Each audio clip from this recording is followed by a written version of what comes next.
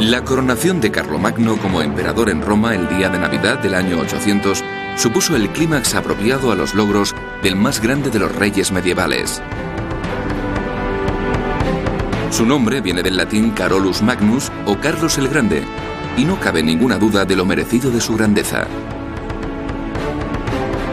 Porque a finales del siglo VIII consiguió crear, al menos por poco tiempo, una Europa unificada, algo que los políticos y líderes militares han estado intentando desde entonces.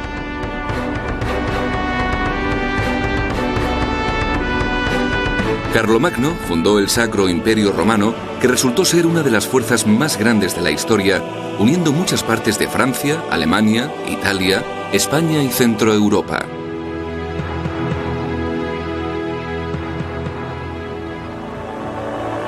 A pesar de su nombre, el imperio que creó tenía bastante poco que ver con el Imperio Romano, pero lo más importante fue que con su fundación, Carlomagno instauró un orden y una estabilidad política en Europa que no se habían logrado desde el final del Imperio Romano. Lo que hace que sea una figura tan significativa es que se trata de la conexión entre el mundo romano, las partes distantes y lejanas de la historia antigua, y el mundo moderno. Sin Carlomagno existiría un lapso enorme entre esos dos mundos, entre la antigüedad y el mundo moderno tal y como lo conocemos. Hay muchísimas cosas del mundo que nos rodea, que sabemos ahora, que no habrían podido saberse sin Carlomagno. Nuestro idioma, la forma y la naturaleza de Europa en ciertas zonas de Francia, de Italia, la forma en que se gobiernan quedó fijada en el periodo carolingio. Carlomagno fue la figura más importante de su época. Gobernó durante 46 años, desde el 768 hasta el año 814, y desde el primero hasta el último día de su reinado estuvo en guerra.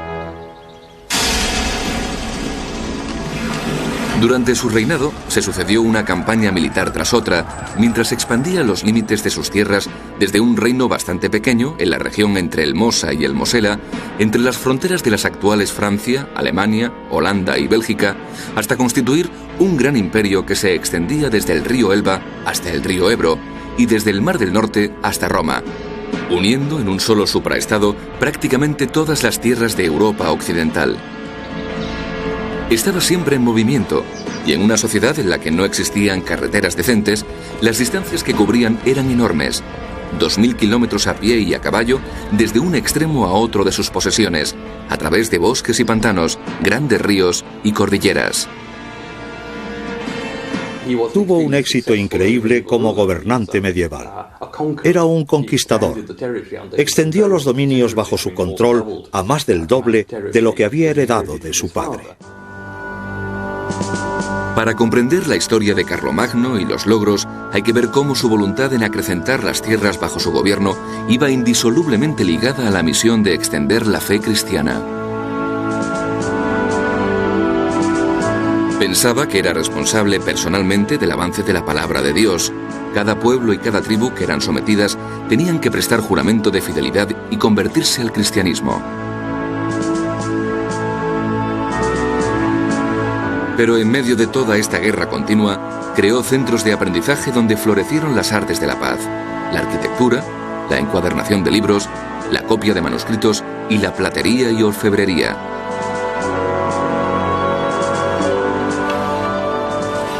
Carlomagno legisló sobre agricultura, industria, finanzas, educación y religión, así como sobre el gobierno y la moral. Pero por encima de todo, era un guerrero. Su éxito militar se basaba en un buen liderazgo y una fuerte administración. Sus logros fueron tan grandes que inspiraron una serie de conquistas militares que unificaron las tierras de Europa hasta el día de hoy, haciéndole acreedor del título Padre de Europa. Carlomagno tuvo un impacto enorme sobre el gobierno de Europa. Y los megalómanos que vinieron después y quisieron ser emperadores de Europa trataron de tomar como modelo a quienes habían sido los arquitectos de Europa. Y Carlomagno siempre les sirvió de inspiración. Habiendo adquirido más territorio que ningún otro monarca europeo de su época, se las arregló para mantener el control sobre él porque comprendió que los diferentes pueblos que se habían agrupado en una sola nación seguían perteneciendo a grupos étnicos distintos y permitió que cada grupo conservara sus propias leyes locales.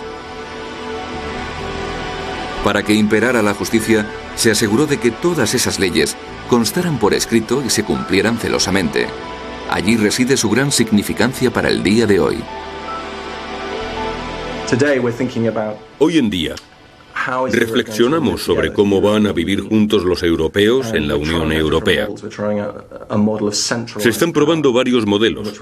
Un modelo de poder centralizado, en el que todos siguen reglas y prácticas similares, y la alternativa, que es que haya un conglomerado de poderes sueltos, en el que cada uno sigue leyes ligeramente distintas, pero cooperando con los demás. La visión que tenía Carlomagno de su imperio, el equivalente a Europa, era la de muchos pueblos que se regían por sus propios ordenamientos y tradiciones, pero que se agrupaban bajo un paraguas flexible de gobierno común. Y eso funcionó, al menos para Carlomagno. Más tarde, en generaciones posteriores, sus sucesores, especialmente Luis, intentaron implantar un poder centralizado. Fracasaron. Tal vez sea esa la lección que tengamos que aprender en Europa, el modelo de Carlomagno basado en la unidad de la diversidad. Incluso hoy en día, en su capital, Aquisgrán, se concede el premio Carlomagno a quien se considere que haya hecho una contribución a la unidad europea. En la época inmediatamente posterior, su reinado fue conocido como la era carolingia, una era que sería considerada durante mucho tiempo como una de las encrucijadas más decisivas de la historia de Europa, tanto política como socialmente. Pero ¿cuánto sabemos en realidad sobre el mito y el aspecto de Carlomagno? Tenemos la gran suerte de contar con una descripción de un contemporáneo, su amigo Einhard, que decía que Carlomagno era un rey cristiano magnífico y glorioso, que sobrepasaba a cualquier rey de su época con su sabiduría y su amplitud de miras, pero también lo describe físicamente. Era alto y fuerte, pero sin exagerar. Tenía los ojos brillantes, el rostro atractivo y un bonito pelo gris, aunque tenía el cuello corto y gordo, la tripa abultada y la voz áspera. Einhard también decía que el rey se interesaba mucho por las ciencias y la antigüedad clásica y que atraía a su corte a mucha gente culta. Era un hombre muy familiar y muy sociable. Hay historias que cuentan que le gustaba dar enormes fiestas con cientos de familiares y cortesanos, todos juntos. Y a la vez era también violento, incluso brutal y muy cruel. Era capaz de recurrir a la barbarie y a la crueldad cuando era necesario.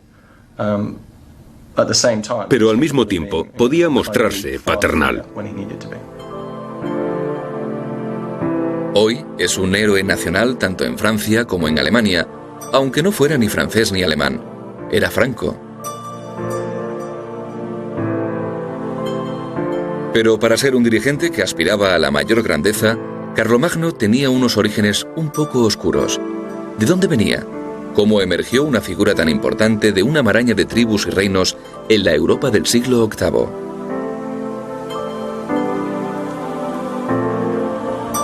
No se sabe con certeza, pero se puede decir que Carlomagno nació en el año 742 o en Aquisgrán, que está en la actual Alemania, o en Lieja, en Bélgica.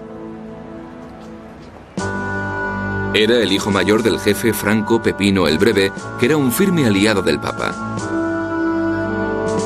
Desde muy temprana edad, Carlomagno aprendió las artes de la guerra al lado de su padre, acompañando a las tropas francas en las campañas para defender al Papa contra los lombardos, un pueblo germánico que ocupaba el norte y el centro de Italia, y en la misión de conquista de Aquitania, al suroeste de la actual Francia. Su experiencia militar forjó su carácter y sus ambiciones, compartiendo con su padre la indomable pasión por el poder, el ímpetu para incrementar sus dominios derrotando al enemigo y la determinación para ser tan brutal como para negar a sus parientes sus propios derechos. También aprendió desde muy joven la importancia de un liderazgo fuerte en el campo de batalla y de los lazos entre el poder de un gobernante y la Iglesia. La oportunidad de poner en práctica lo que había aprendido le llegó pronto.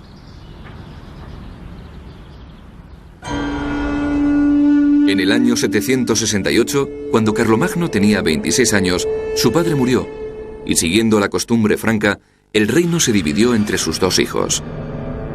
Pero enseguida surgió una fuerte rivalidad entre ambos hermanos. Empezó con una revuelta en Aquitania, que Carlomagno trató de sofocar con gran número de fuerzas.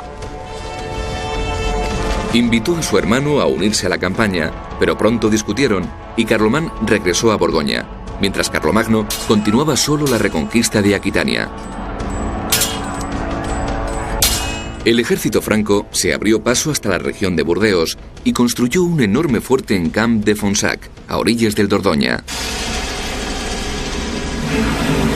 Carlomagno salió victorioso de esta primera campaña suya, convirtiéndose en el soberano indiscutible de Aquitania. Dividió el territorio en municipios, poniendo al frente a hombres del norte del río Loira que le eran muy fieles. Tras la reconquista de Aquitania, su madre, Bertrada, trató de reconciliar a los hermanos.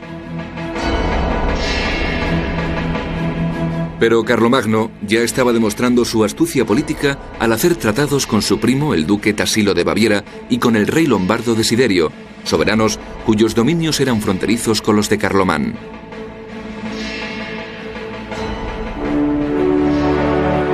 Para cimentar la alianza con Lombardía, se casó con Desiderata, la hija de Desiderio, pero se trató de un matrimonio puramente político que no duraría demasiado. Cuando Carlomán murió repentinamente al año siguiente, Carlomagno ya no necesitó la alianza y envió a su mujer de vuelta con su padre a Pavía. A continuación, se casó con una noble suaba llamada Hildegard, empezando una nueva vida y ganándose el odio y la oposición eterna de su ex suegro. Con la muerte de su hermano, Carlomagno se hizo con el poder de todo el reino franco, desheredando a los hijos de Carlomán, que huyeron con su madre a la corte de Desiderio en Pavía. Este tipo de implacabilidad caracterizaría todo su reinado. Ahora, Carlomagno dominaba todos los territorios francos, pero estaba decidido a ampliar su reino a toda Europa. Este fue el comienzo de una larga serie de campañas para engrandecer su reino. El primer movimiento de Carlomagno fue contra Sajonia, una región al noroeste de Alemania. Era una zona sin gobierno, muy difícil de controlar porque no existía un gobernante con el que negociar. Los sajones llevaban mucho tiempo acosando a los francos con incursiones desde la frontera. Carlomagno los consideraba una seria amenaza y quería que ese pueblo pagano se convirtiera al cristianismo y se integrara en su reino. Su sojuzgamiento le costaría a Carlomagno 30 sangrientos años. En tiempos de Carlomagno, se consideraba sajón a cualquier bárbaro que viviera al este del Rin y al norte del Lippe. En ese territorio vivían múltiples unidades tribales que dependían de sus propios jefes y decidían empezar una guerra según les conviniera.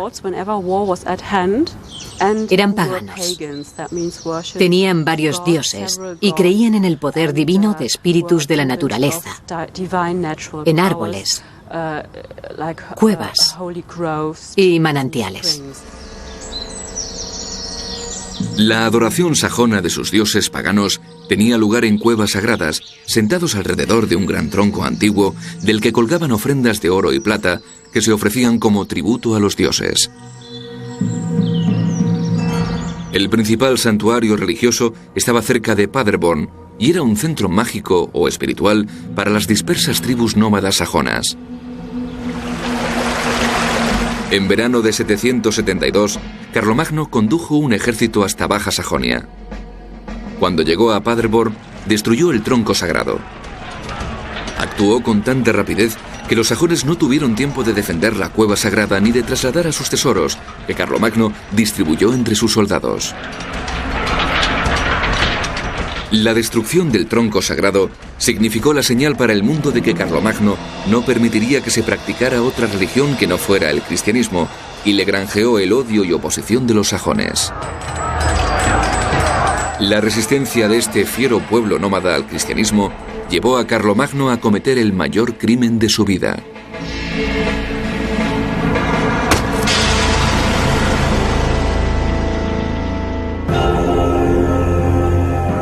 Pero primero tenía que atender otros asuntos en la otra punta de su reino. Al otro lado de los Alpes, el rey lombardo Desiderio había vuelto a atacar las recién reconquistadas tierras del Papa. Intentó obligar al Papa Adriano I a reconocer a los hijos de Carlomán como herederos del reino de su padre, que Carlomagno les había arrebatado. Como defensor del papado y de sus propios intereses, Carlomagno no podía quedarse quieto. Recondujo sus tropas hacia Italia en primavera de 773. A esas alturas, Carlomagno ya tenía una gran reputación como jefe militar. Una de las claves de su éxito era su capacidad para manejar a sus hombres y obtener lo mejor de ellos, recompensándoles con tierras, tesoros y cargos públicos. Los salarios regulares no existían, y el botín era la única forma de recompensa al final de una campaña victoriosa. Pero el botín no era la clave del éxito del ejército de Carlomagno.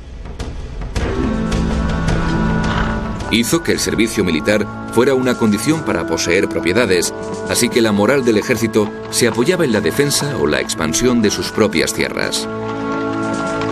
Todos los hombres libres tenían que presentarse con toda su impedimenta ante el capitán local cuando llamaban a las armas. Pero el factor crucial de su éxito fue una detallada planificación anticipada. En la época de Carlomagno, las guerras estaban determinadas por las estaciones y era la costumbre militar de los francos reunir el ejército en primavera, permaneciendo activos de 3 a 6 meses, así que tenían que llevar con ellos suministros para ese tiempo en víveres, armas, herramientas y rebaños de ganado. A las tropas les seguían largas caravanas de intendencia con comida, vino, ropa y equipos de repuesto. Creo que para ser un buen jefe militar en la Edad Media, tenías que ser un buen estratega, un experto en táctica y logística, pero sobre todo tenías que ser un individuo carismático. Alguien que está en contacto con sus tropas y que hace que se cumpla su voluntad por el poder de su personalidad. Carlomagno era un hombre sociable. No se mantenía aparte. No le interesaba un culto a su personalidad idealizada en un pedestal. No quería ser un desconocido distante, sobre todo con los aristócratas que le rodeaban. La nobleza estaba muy ligada a él, lo que le convertía en un general muy eficiente.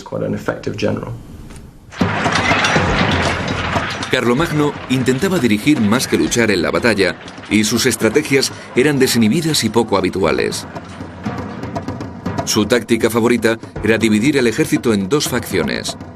Una la mandaba él o su hijo, y la otra alguien en quien confiara, como un noble experimentado. Tras confundir al enemigo, las 2 secciones se reagrupaban en el punto de ataque convenido y, combinando sus fuerzas, infligían una derrota aplastante al adversario.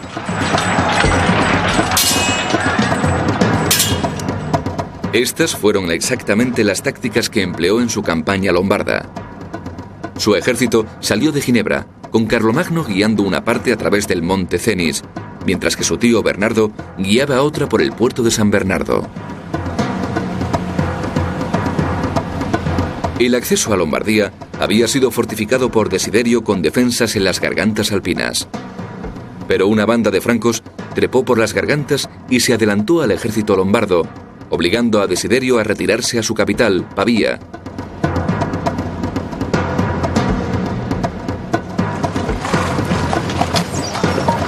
Carlomagno se sumó rápidamente a esta avanzadilla y puso sitio a Pavía.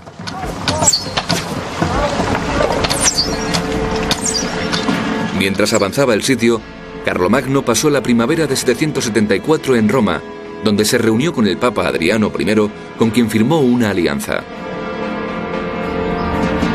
En verano de 774, Pavía se moría de hambre por el largo asedio, y Desiderio aceptó rendirse con la condición de que se les perdonara la vida a él y a sus hombres. Cuando Desiderio salió de las murallas, Carlomagno le concedió su petición.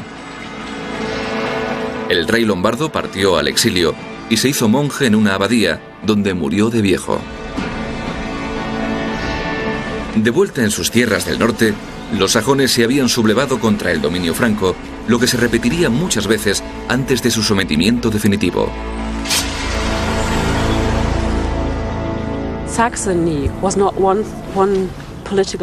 Sajonia no era una entidad política fuerte, sino que era un conjunto de tribus. Cada vez que Carlomagno declaraba la guerra a una de estas tribus, la vencía y la bautizaba, surgía otra que se rebelaba y continuaba la guerra. Para someterles, Carlomagno tuvo que invadir y conquistar Sajonia repetidas veces y llegó a emplear medidas drásticas de castigo y exterminio. Trasplantó tribus enteras para hacer desaparecer cualquier sentido de identidad. Construyó ciudades, iglesias y castillos donde pudo, y envió grandes cantidades de misioneros impuestos por las armas. Se cogió como rehenes a los hijos de muchos jefes tribales, hombres jóvenes a los que se recluyó en monasterios francos. Carlomagno veía la campaña contra los sajones como una guerra santa. Creía que la espada abriría el camino a Cristo y que los paganos tenían que ser convertidos al dios romano, lo que le mantuvo muy ocupado, ya que los infieles rodeaban su reino. Al suroeste, su creciente imperio lindaba con los Pirineos, más allá de los cuales habitaba la mayor amenaza para su reino cristiano, los territorios moros de Al-Ándalus. Aunque los sajones no fueron totalmente sojuzgados hasta el año 777, Carlomagno desvió su atención hacia los moros. Los moros habían invadido España al principio del siglo VIII, trayendo con ellos el Islam. En la época de Carlomagno, Abderramán, emir de Córdoba, dominaba casi todo el país, pero había grupos entre los moros de España que no estaban contentos con la situación. Así que el año 777, Suleimán, gobernador de Barcelona, encabezó una embajada hasta donde Carlomagno celebraba una asamblea en Paderborn para impresionar a los recién derrotados sajones. Suleimán declaró que prefería pactar con Carlomagno que vivir bajo el gobierno de Abderramán, y prometió entregarle las ciudades que gobernaba y enviar a sus propios seguidores a capturar la gran fortaleza de Zaragoza.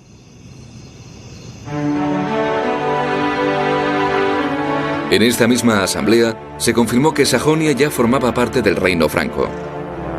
Muchos sajones fueron bautizados y juraron fidelidad bajo amenaza de perder sus tierras y su libertad. Así que Carlomagno, ahora que Sajonia estaba segura, aceptó la oferta de los moros, que prolongaría su frontera más allá de los Pirineos.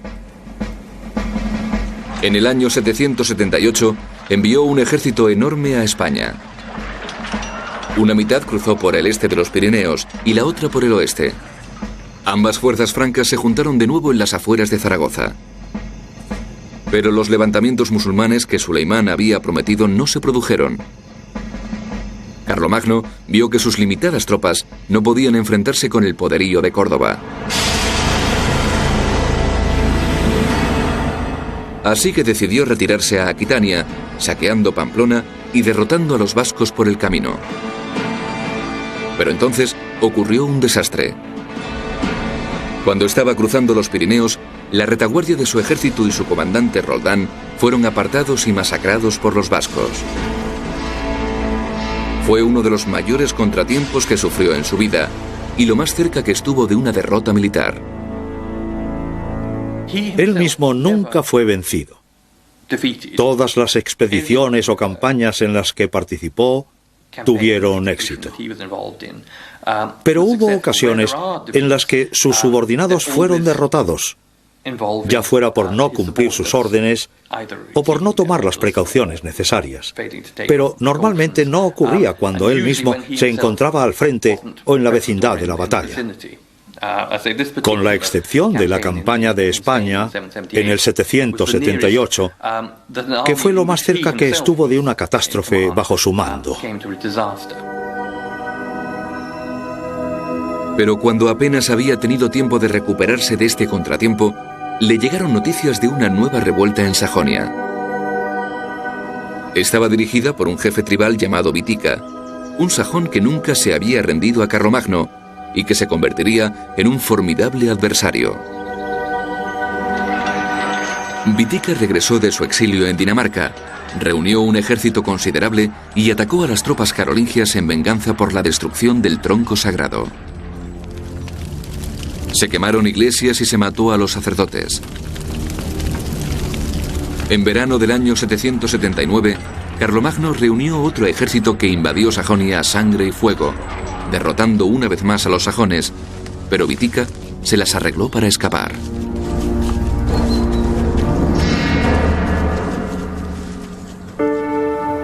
Carlomagno reflexionó sobre cuál sería la mejor manera de mantener a los sajones bajo control. En la primavera de 780 convocó un consejo o dieta en la que desarrolló su plan para dominar Sajonia.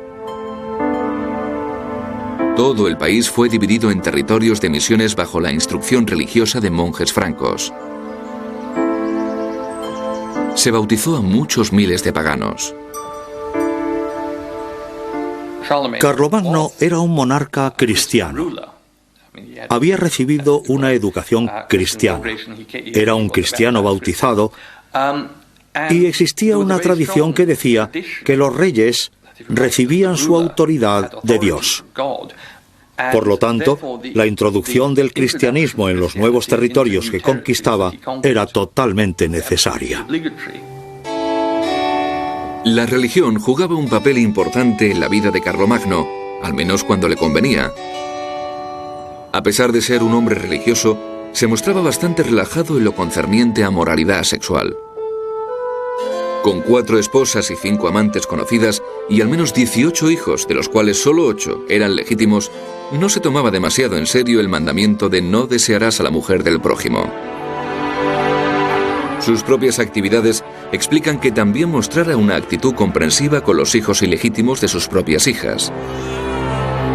Carlomagno quería tanto a sus hijas que no las dejó casarse, porque decía que se quedarían muy solos sin ellas, así que les perdonaba a sus amantes e hijos secretos con tal de que no le abandonaran. Aunque era un hombre cálido y afectuoso con su familia y amigos, también podía ser implacable, especialmente en su celo por extender la cristiandad. Y en Sajonia, sus tácticas implacables parecían estar funcionando. Entre los años 780 y 782, Sajonia estuvo bajo control, incluso cuando él abandonaba el país. No se producían revueltas y los misioneros parecían estar teniendo mucho éxito. Se redactó un código de leyes sajonas que evitaba con firmeza el retorno al paganismo. Cualquier retorno a la vieja adoración pagana se castigaba con la muerte. Frecuentemente se les obligaba a prestar juramento. Pero mientras no fueran cristianos, esos juramentos no tenían ningún significado. Se les podía hacer jurar sobre la Biblia o sobre reliquias. Pero si no eran cristianos, no creían que recibirían ningún tipo de sanción por no respetar los juramentos. Por eso, desde un punto de vista práctico, era muy importante imponer una fe común para que los acuerdos que pactaban pudieran funcionar. En respuesta a todo este hostigamiento en aras del cristianismo, Witiqa regresó de su exilio en Dinamarca en el año 782 y empezó otra revuelta. Se quemaron iglesias, se asesinaron sacerdotes y se obligó a los sajones bautizados a renegar. Carlomagno decidió que era necesario un castigo de dureza ejemplar.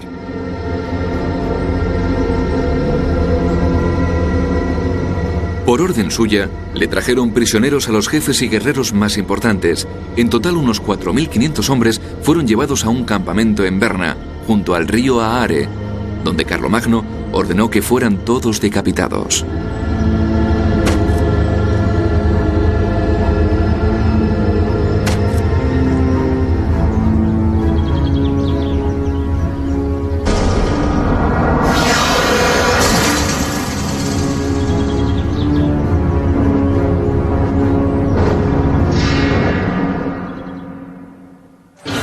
Pero incluso después de tal matanza, no se pudo doblegar el espíritu sajón. La población se levantó en masa para vengarse, y entre los años 783 y 785 se produjeron disturbios por toda Sajonia. Carlomagno barrió el país con sus ejércitos 2 veces, quemando y matando siempre que encontraba víctimas, pero los sajones resistían en sus impenetrables bosques y pantanos. Empleó métodos muy salvajes, incluyendo la deportación y la limpieza étnica de los sajones al este del Elba en las etapas finales de la conquista. Al final, esta crueldad tuvo resultado y la resistencia sajona se hundió. Wittica solicitó un tratado de paz y se le perdonó la vida a cambio de su rendición y bautismo. Una vez que Wittica y sus guerreros capitularon, el país se rindió.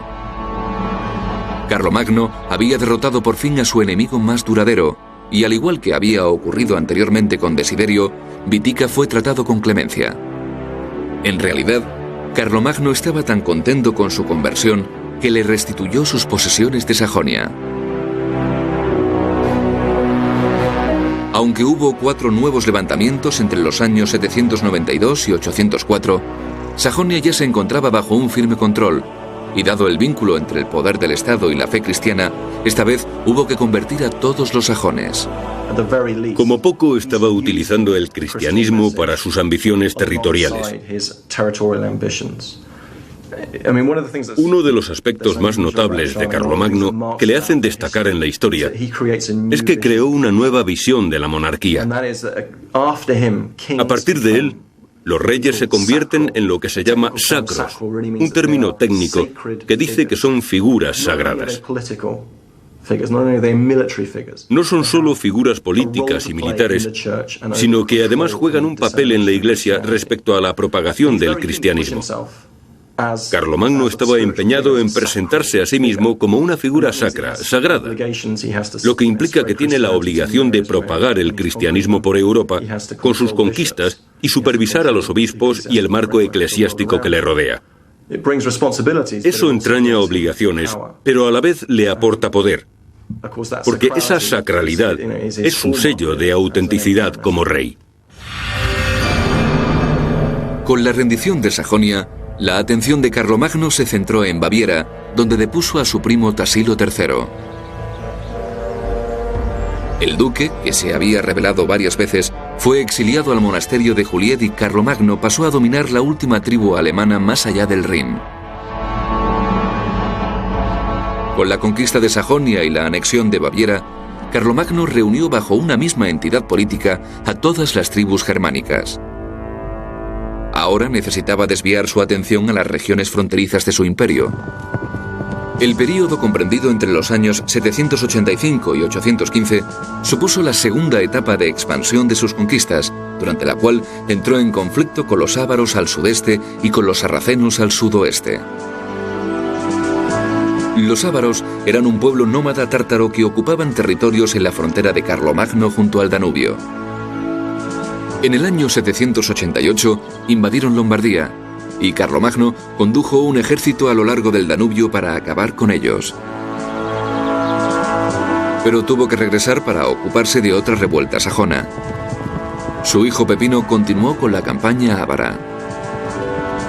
Atacó el campamento regio, les obligó a rendirse y envió a su rey a Aquisgrán. Carlomagno estaba en su magnífico nuevo palacio cuando llegó el tesoro ávaro, 15 carros llenos. Él y toda su corte se quedaron impresionados ante los enormes montones de monedas de oro, joyas, espadas y objetos de plata y oro. Y como los emperadores romanos, distribuyó el tesoro entre sus hombres, recompensando generosamente a todos los que le habían servido. Y Dios, que era quien mejor le había servido, se llevó la mayor parte. Pero las campañas de Carlomagno aún no habían terminado y el clímax de su reinado estaba por llegar. Ahora tenía más tiempo para quedarse en su corte, mientras enviaba a uno de sus hijos a la guerra. Las campañas contra los moros estuvieron dirigidas por otro de sus hijos, Luis, que fue hecho rey de Aquitania por su padre. Luis penetró profundamente en los territorios moros, y el califa omeya de Córdoba, Abd el-Hakim, temiendo no poder hacer frente al avance franco, intentó firmar un tratado con Carlomagno y le cedió los territorios a lo largo del lado español de los Pirineos. Estos territorios se convirtieron en la Marca Hispánica, que en años posteriores pasó a ser el Reino de Aragón, que actuó como importante barrera a la expansión árabe en Europa. A esas alturas, las campañas de Carlomagno llevaban durando más de un cuarto de siglo. Pero lo que capacitó para mantener todos los territorios que había conquistado y controlar su creciente imperio fue su habilidad como administrador. A lo largo de sus dominios, Carlomagno concedió vastas propiedades llamadas feudos a los nobles y jefes militares locales a cambio de su lealtad. Y otorgó a los aristócratas francos el título de condes o gobernadores de un distrito llamado condado. Los condados tenían su reflejo paralelo en la Iglesia y se llamaban diócesis, dirigidas por obispos que tenían una autoridad similar en materia de religión. Todos los años, los condes y los obispos acudían a la corte de Carlomagno para asistir a una asamblea general en la que aconsejaban al emperador y escuchaban sus directrices. Carlomagno reorganizó también la economía de su imperio. Para impulsar el comercio, homogeneizó los peajes y tasas aduaneras, los pesos y las medidas. Construyó carreteras y puentes, e incluso emprendió la gran obra de ingeniería de excavar un canal entre el Rin y el Danubio. Llevó a cabo una reforma judicial y legal y ordenó la recopilación y codificación de las leyes de todas las tribus que había conquistado. Como administrador fue muy eficiente en comparación con sus predecesores. Los gobernantes medievales debían aprender a ser eficientes y buenos gestores para aprovechar al máximo lo que les rodeaba a nivel económico y político. Por eso los dirigentes militares más poderosos tenían que ser excelentes administradores al mismo tiempo. Este era el caso de Carlomagno, que quería que se hiciera su voluntad en toda Europa y mandaba enviados llamados missi de forma regular, además de plasmar sus proclamaciones en documentos. Igual de significativo fue el florecimiento de la cultura que propició y que se llamó el Renacimiento carolingio. Carlomagno dio instrucciones a obispos y abades para que fundaran escuelas donde formaran a los monjes y otros clérigos. También persuadió a Alcuino de York y otros sabios importantes de la época a acudir a su corte y crear una gran biblioteca con las obras de los maestros cristianos y paganos. Pronto la escuela palatina se convirtió en un activo centro de aprendizaje. Muchos de los motivos detrás de este impulso a la cultura eran políticos, además de religiosos. Como el comercio se realizaba en latín, impulsó su implantación como lengua común hablada y escrita en un enorme imperio en el que había montones de idiomas y dialectos.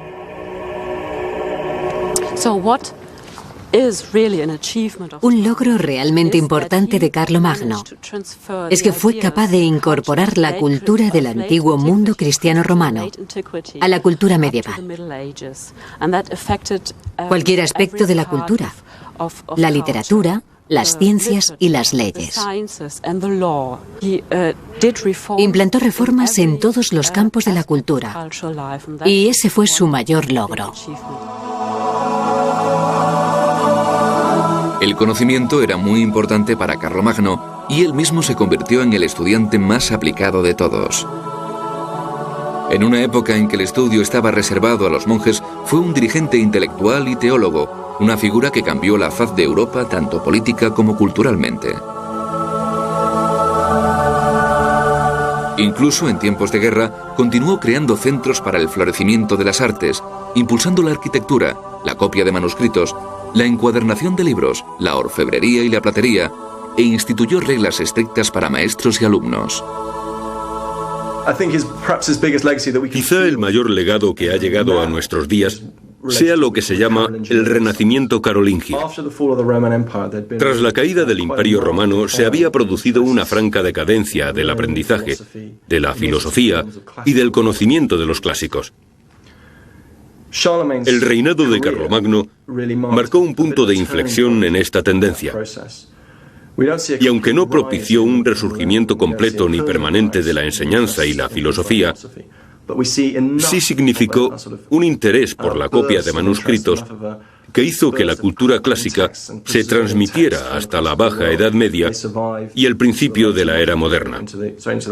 Gracias a la labor de Carlomagno, hoy somos capaces de estudiar a los clásicos de forma mucho más clara y completa, y su influencia facilitó el desarrollo de la ciencia, de la política y de la sociedad en los albores de la Edad Moderna, que fue posible gracias al conocimiento de las obras clásicas.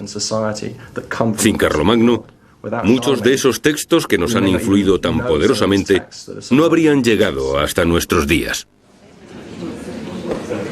Pero la única obra literaria de esa época que nos ha llegado es una biografía breve y sencilla de Carlomagno, escrita por su secretario Einhard.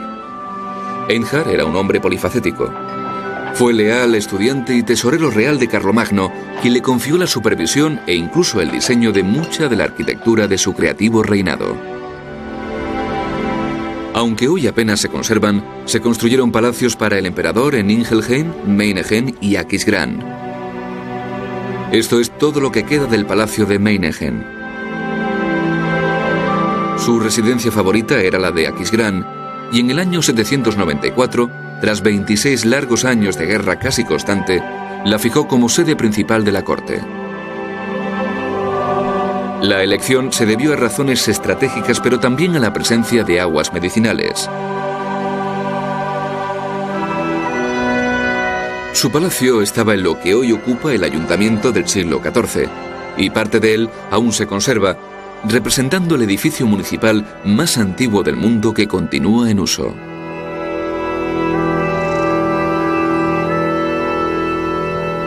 La iglesia que construyó aquí fue una de las más grandiosas de su época. Se reclutaron artesanos de todos los rincones del reino para construirla.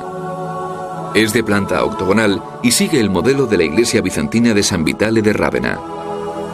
El Papa Adriano le dio a Carlomagno mármoles y mosaicos romanos de Rávena, y el propio Carlomagno regaló lujosas piezas de oro y plata para su decoración e hizo que colocaran unas puertas de bronce macizo. Fue esta devoción por la religión cristiana y su estrecha alianza con el Papa lo que condujo a Carlomagno a la cúspide de su reinado, su coronación como sacro emperador romano.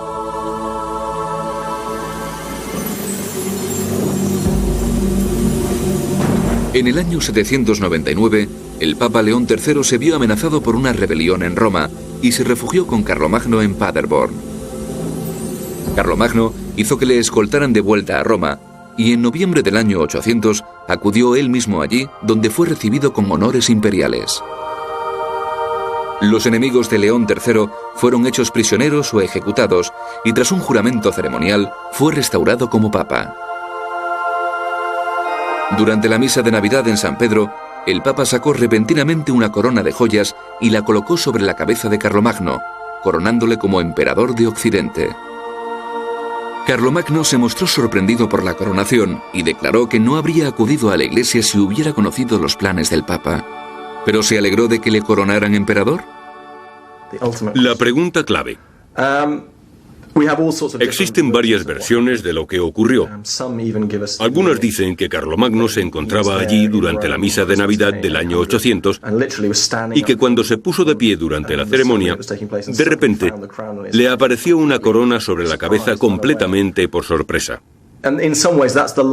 Esto es lo que cuentan las fuentes carolingias, de las personas que escribieron la historia como él quería. Mi propia idea es que fue cómplice de su coronación, que al menos sabía que iba a suceder y se alegró de que le coronaran y de convertirse en emperador. El problema vino cuando se dio cuenta de lo que significaba esta coronación. Significaba dos cosas. La primera de ellas era que quedaba ligado muy estrechamente a la persona que le había hecho emperador, es decir, el Papa. Se convertía en su aliado permanente más fuerte y asumía esa responsabilidad. El segundo problema era que se dio cuenta de que al ser coronado por otra persona, se veía colocado en una posición de servidumbre. Dejaba de ser el hombre más poderoso del mundo, con poder político y espiritual, y pasaba a ser alguien nombrado por el Papa por debajo del Papa. La coronación del año 800 crearía enormes tensiones en los siglos venideros. ¿Quién tiene más poder, el emperador o el Papa? Tras su coronación como sacro emperador romano, la necesidad de continuar con las guerras se hizo menos urgente, pero el tamaño del imperio que había creado comenzó a causarle problemas. Carlomagno había tratado de proteger Francia frente a los sajones, incorporando Sajonia a la civilización franca, pero ahora tuvo que defender a la Alemania unificada que había creado frente a los vikingos. Hacia el año 800 habían formado un reino en Jutlandia y atacaban la costa de Frisia. Carlomagno tuvo que construir fuertes en las costas y las rías y acuartelar guarniciones en los lugares en peligro. Dándose cuenta de que tenía que defender su amplio imperio en varios frentes a la vez, en el año 806 lo dividió entre sus tres hijos, Pepino, Carlos y Luis. Pero Pepino murió en el año 810 y Carlos en el año 811. Solo quedó el dócil Luis, el menos adecuado de los tres para mantener el imperio unido. No obstante, su padre le elevó del rango de rey al de emperador en el año 813. Cuatro meses más tarde, mientras pasaba el invierno en Aquisgrán, el viejo emperador cayó con fiebre y cogió una pleuresía. Intentó curarse bebiendo solo líquidos, pero después de 7 días falleció a la edad de 72 años, en el 47º año de su reinado. Fue enterrado bajo la cúpula de su catedral en Aquisgrán. Toda Europa empezó a llamarle Carolus Magno, Carlos el Grande, que pronto se transformó en Carlomagno. A lo largo de toda la Edad Media y hasta la Edad Moderna, se le consideró como el modelo ideal del rey guerrero, inspiración de todos los imperios europeos. Para entender lo que hizo, hay que comprender lo que sucedía antes de él. El Imperio Romano no había desaparecido en una nube de humo, sino que había decaído de manera muy lenta y gradual. Y cuando aparece Carlomagno en el siglo VIII, en lo que hoy es Francia, el país estaba muy fragmentado, no existía un poder central, era una situación caótica y sin ley. Y lo mismo se podía decir de las otras zonas a las que Carlomagno extendería su poder, la Alemania y la Italia actuales. Cuando Carlomagno entra en escena, organiza su mundo siguiendo el modelo de un imperio unido como el romano, que no funciona como un reloj, pacíficamente, ni mucho menos, pero sí que recrea esa unidad mundial. Y aparece el primer imperio, el primer emperador reconocido de Occidente desde el tiempo de los romanos, lo que es un logro impresionante. Transformó la naturaleza de Europa en una época que sigue teniendo una conexión con la situación actual.